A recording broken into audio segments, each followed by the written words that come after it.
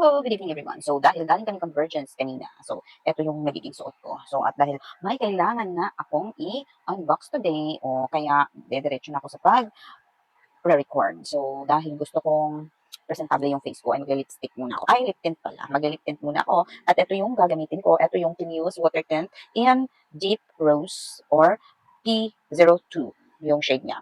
So, eto, yan yung unahin ko kasi. Ayokong masyadong pale yung effect ng lips ko. Oh, ayan. Hmm.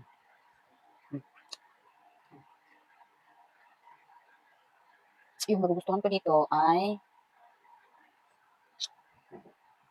kahit hindi siya ganun ka-long lasting, katulad ng iba dyan. Oh.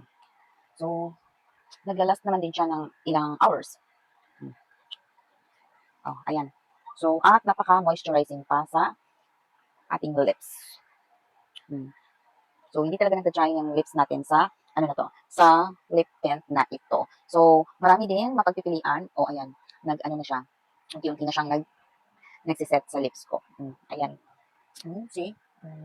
Napaka-creamy. So, once again, this is the Kimuse Water Tint. So, mayroon iba't ibang shades dyan. You can check on my yellow basket. Thank you so much for watching.